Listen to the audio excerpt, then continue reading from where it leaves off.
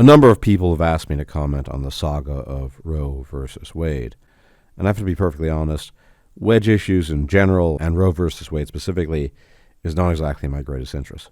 Nonetheless, given the numbers of people who have asked me, I think it merits a video and justifies a response to the somewhat recent events.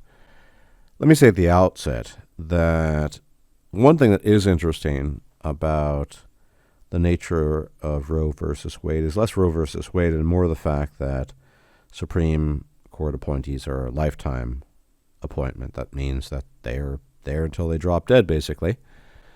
And it is probably the only way that your vote actually has an effect on politics. Now, you don't vote as an individual citizen for a Supreme Court justice, but the fact of the matter is that this overturning of Roe versus Wade was only made possible by the fact that the God Emperor Trump appointed at least one extra conservative judge. And so that's kind of interesting, the fact that, yeah, there is some impact vis-a-vis the vote indirectly, depending on who you voted for in terms of the president. Other than that, I think voting is utterly useless and has virtually zero impact on long-term policy. So what is the big deal about Roe versus Wade? Well, it actually is not a big deal. I don't think people should get overly worked up. What the ruling means is now that abortion will likely be decided at the state level, which theoretically is the constitutional decision, right? Things that don't fall within the purview of the federal government are then handed off to the states. Now, that doesn't mean that the federal government is always acting in accord with the Constitution and that the 10th Amendment is this living, breathing thing. Quite the opposite. There's been a lot of federal interference at the state level over many, many decades, but effectively this is what's going to happen. And what's probably going to happen is that some conservative states are going to make it very, very difficult to get an abortion, and other states that aren't conservative are not, in which case they're just going to keep the apparatus going that they already had going, and that's not really a big deal. And if people really make a big deal, they just go to a different state. Now, there's another element I want to address here, and that's the simple fact that whether people like it or not, abortion is more or less here to stay. Whether it's not officially an abortion or women just surrender their children. And this was a very common occurrence in former times, particularly in the 18th and 19th century. But before that, you go way back, and I'm certainly not endorsing this, but infanticide was a regular occurrence. If children became a burden, they would just be gotten rid of. So it's not as if our species has a history of really, really caring about infants, and abortion is this huge issue that arose in response to modernity. It's just because people are ignorant of the past and don't really take any time to examine it. Children have only been valuable historically as economic assets. The notion that children are themselves valuable, beyond obviously passing on genes, is a fairly new concept, all things considered. And so what does this mean, given our species' history of infanticide, of dumping children off in alleyways, of giving them up to churches and other institutions? It just means that even if there were a federal ban on abortion, which I think almost certainly would never happen, because if they want to stick with the Constitution, then they have to allow the states to regulate it, to decide at the state level.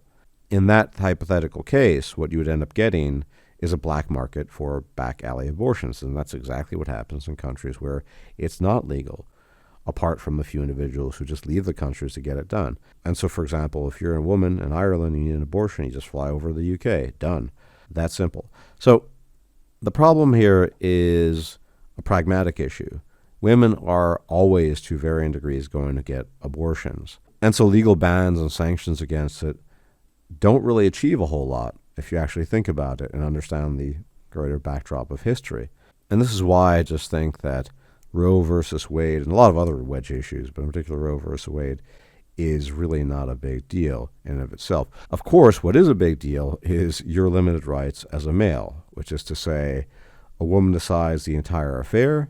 If she wants to get rid of the kid, she can do that. If she doesn't, she can entrap you for 18 years of your life, and you'll be forking up a lot of money to cover what presumably was a mistake on your part. And of course, that's not fair, and that's probably never going to change. But of course, this is not one of the issues being addressed. Whereas women have a multitude of options. They can keep the child, they can abort the child, they can carry the child to term and then give it up at some sort of hospital or charitable institution or a church or what have you. Men have precisely zero options. Maybe if you escape and move to a different state or a different country, they'll struggle to track you down. But if the woman wants your finances, she's going to get those finances almost certainly, in which case you don't have a lot of options. That's a lot more interesting than this other stuff. So I guess we'll have to wait for some kind of ruling on whether or not men are allowed to simply walk away. I seriously doubt it. A final point to be made here, which I think is a fairly interesting one, to my mind, is the nature of these types of wedge issues. People never arrive at their conclusions because of some long concatenation of reasoned out thoughts. It's almost always an emotional response, an emotional impetus, which is then post hoc or post factum justified by a line of argumentation. And again, let me just stress my relative indifference to the matter of abortion, but a religious person will say that cells are ensouled and blah, blah, blah. It's a baby. It's a human life. And there's potential there. And someone who's pro-abortion will say potential doesn't matter. What matters is what exists in the concrete moment. And they don't believe in souls anyway, so what's the point? And it's almost never the case that these positions are arrived at after, like I said, some long process of thoughtful reasoning, but rather the natural inclinations people have. Are people sometimes talked out of these positions or pushed in the opposite direction? Yeah, it does happen, but it's pretty rare. And I think in light of this, and this has been my view for quite some time, and given how divided the United States is politically and culturally, that it would be in the best interest of virtually everyone to simply, quote-unquote, go their own political way. I'm not saying this is the beginning of something, but let's say Oklahoma and Tennessee decide, just as a random example, to ban abortion at the state level, but other places like Massachusetts and New York don't. This is just a reflection of the culture. And there are a million other things that are reflections of opposition and different cultural elements that probably represent the extremely deep divisions in the country. What is the point? If people have their inherent biases and feelings towards certain issues that they're largely unmovable on, there's no point in trying to reconcile it, I think, at the federal level. I think the idea of reassigning power to the states, basically practicing the 10th Amendment as it should be, is a really, really good idea. Because if you don't like the state, you can just go to some other state. If you don't like a conservative state that has very strict rules on drugs or alcohol or abortion or whatever, then you can move to California or Oregon or wherever it might be where it's not the case. And that gives a lot of latitude and flexibility to people to choose where they might want to live.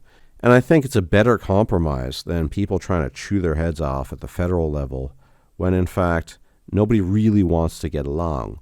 They'd rather see the other side hurt and lose, and they're not interested in compromise. Well, the only compromise is the 10th Amendment. The only compromise is regulating and letting things get done at the state level so majority populations at the state level can vote for what they want, and the people don't like it can potentially leave or go to a different state because you do have that flexibility in the end. This is true of abortion, as it is true of many, many other issues. Anyway, a new month, so thank you for tuning in. As always, please hit that like button, subscribe if you're not yet a subscriber, share the video, hit the bloody bell icon because people don't get notified, as I've said many times. And if I'm still alive and survive this heat, I'll check you out later. Until the next time, may the gods watch over you. Bye-bye. If you liked this video, please like, share, and subscribe. And if you enjoy my content, please consider making a donation or becoming a patron. Thanks for watching.